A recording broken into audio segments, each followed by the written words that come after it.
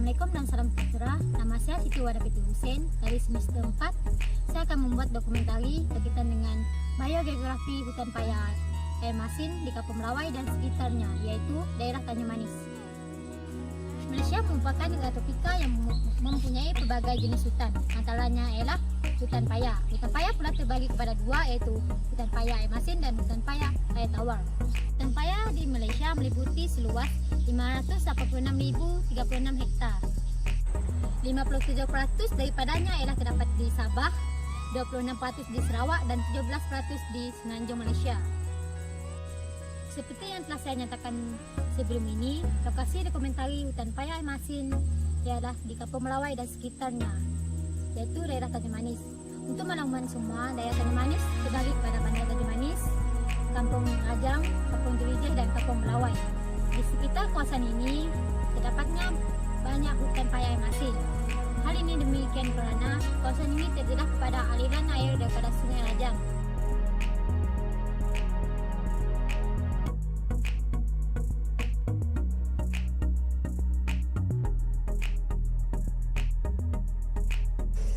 Terlebih dahulu, saya akan menerangkan sedikit ciri-ciri hutan paya air masin ini, yaitu ciri-ciri persekitarannya. Hutan paya air masin ini merupakan ekosistem tanah lembap yang unik dan meluas di seluruh dunia. Hutan ini wujud di persekitaran yang mempunyai paras kandungan garam yang tinggi, iaitu kemasinan yang tinggi. Di kawasan hutan ini juga kandungan oksigen adalah rendah.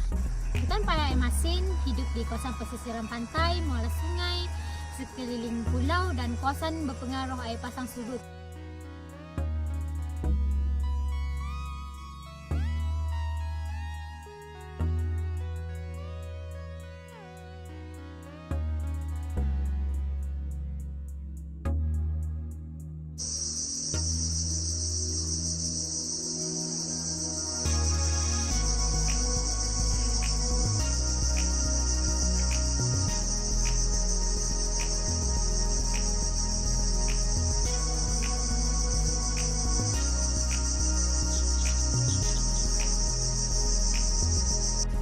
Walaupun hutan ini mempunyai pelbagai ciri-ciri yang tertentu, namun tumbuh-tumbuhan dan hewan mempunyai ciri tersendiri untuk beradaptasi dengan persekitaran hutan ini.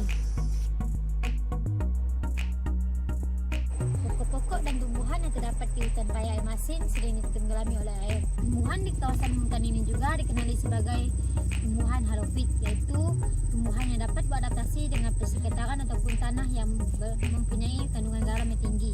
Seperti yang kita tahu, tumbuhan utama yang terdapat di hutan ini ialah pokok bakau. Tumbuhan lain yang terdapat di hutan ini ialah seperti paku pakis, paku piaraya, pokok nibung dan sebagainya. Antara pokok bakau yang terdapat di hutan paya masin ialah paya bakau perepat, api-api dan kurap. Bakau minyak, ianya tumbuh di kawasan yang paling rendah pasang surut, di mana kawasan ini terdiri daripada tanah yang lembut dan berlumpur. Pokok ini mempunyai akar jangkang yang berfungsi menyesuaikan diri dengan keadaan kawasan yang berlumpur. Selain mempunyai sistem akar jangkang, ia turut mempunyai akar sokongan yang tumbuh ke bawah. Akar-akar ini keluar dari dahan-dahan besar yang berada di bawah dan ia berfungsi secara semula jadi menahan pokok daripada tumbang oleh pukulan ombak. Spesies ini mempunyai bunga berwarna kuning.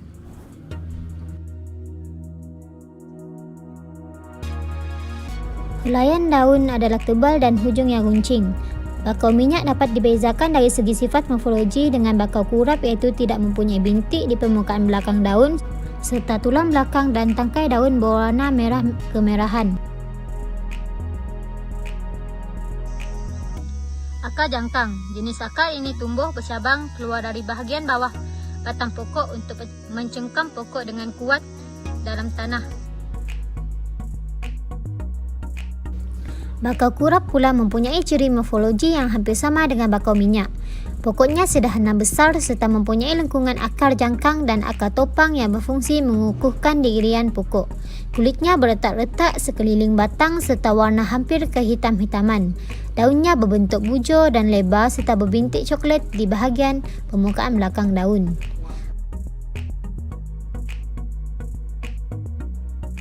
Hujung dan pangkal daun berbentuk dempak serta berduri bahagian belakang. Daun pengasuh berwarna hijau atau kemerah-merahan.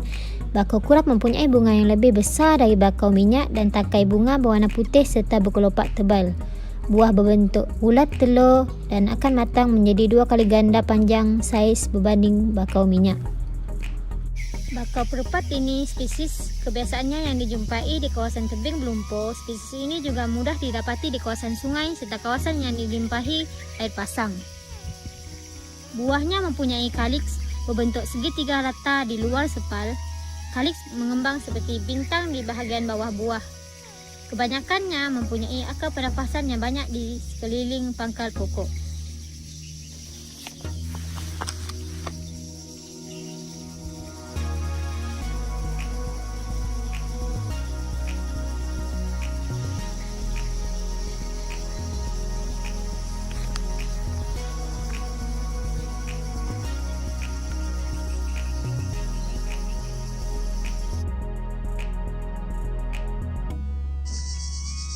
Ini merupakan contoh akar pneumatopho ataupun akar pernafasan. Ia adalah akar tegak yang muncul dari permukaan tanah dan berbentuk seperti pensel. Akar ini memanjang keluar dari akar kabel dan menolong dalam pertukaran gas di antara akar tenggelam dan atmosfera. Contohnya pokok api-api. Selain pokok bakau perepat, pokok bakau api-api turut mempunyai akar pernafasan. Bakau api-api putih adalah kumpulan spesies perintis yang berada di kawasan zon harapan hutan paya laut yang sering dijumpai di tepi laut dan juga sungai. Ciri-ciri morfologi pokok api-api putih adalah berbatang licin dan berwarna kelabu serta berpuru halus. Kulit dalamnya keras seakan-akan berwarna putih. Mempunyai daun berbentuk lembing, tirus ke pangkal, berkilat dan berwarna hijau tua di sebelah permukaan atas daun dan keputih-putihan di bahagian permukaan belakang daun.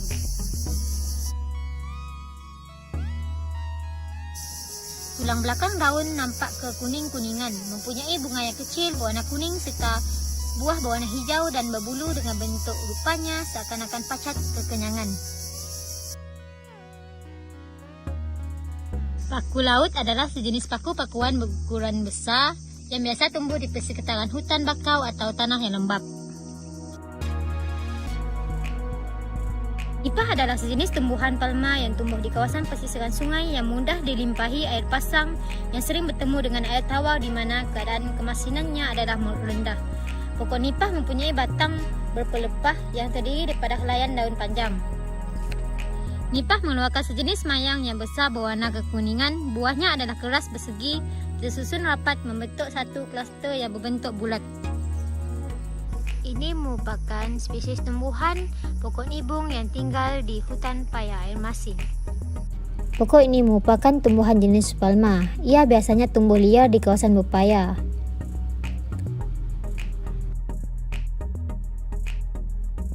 Antara spesies hewan yang terdapat di hutan paya ini adalah ketam rebab, ketam lumpur, membalang licin, ikan belacak dan sebagainya.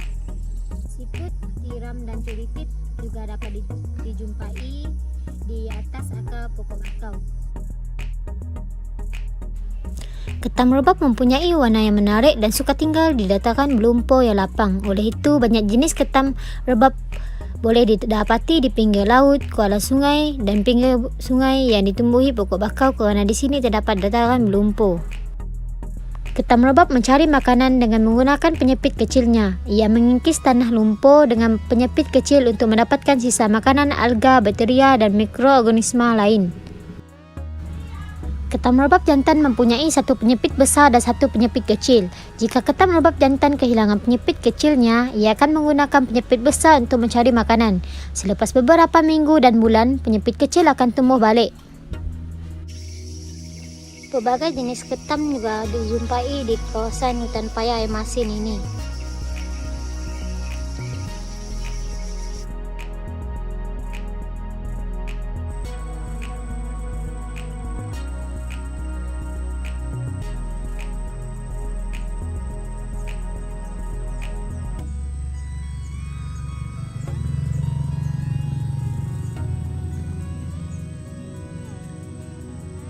Terdapat juga berbagai jenis siput yang terdapat di hutan paya masin ini.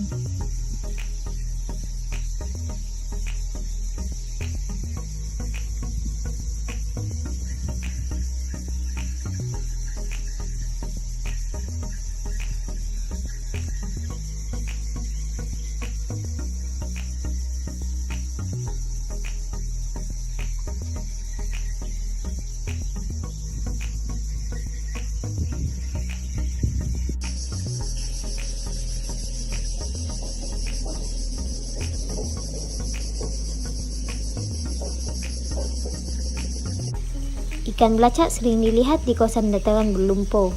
Semasa air pasang, ia akan berehat di atas akar pokok bakau dan batu yang berdekatan dengan sarangnya. Semasa air surut, ia akan aktif mencari makanan di dataran berlumpur atau menjaga di pintu sarangnya. Ikan belacak bernafas dengan insang, akan tetapi ia tidak boleh tinggal di dalam air untuk selama-lamanya. Ikan belacak dapat bernafas di dalam udara melalui kulitnya. Mata ikan belacak bulat dan menonjol, ini membolehkannya melihat kawasan seluas 360 darjah di atas darat.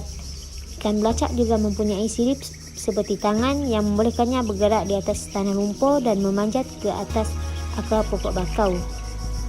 Spesies belangkas juga turut dijumpai di kawasan ini.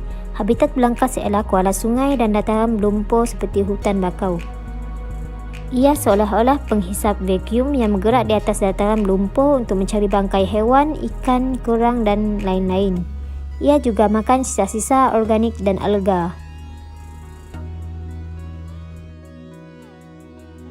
Ianya sejenis binatang seperti cicak tetapi lebih besar dan biasanya berwarna hijau, perang atau kelabu serta bersisik badannya.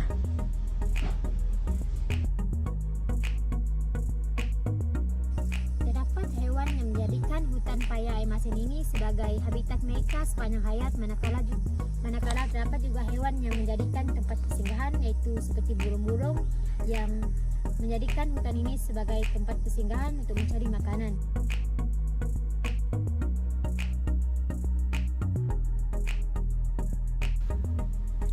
Burung uak-uak adalah hewan berdarah panas, mempunyai sayap dan tubuh yang diselubungi bulu pelepah. Habitat membiak mereka adalah di kawasan berpaya. Ia bersarang di tempat kering di kawasan berpaya. Burung uak-uak terdapat di kawasan berair seperti paya semak, kolam dan alur di hutan terbuka, paya bakau dan padang.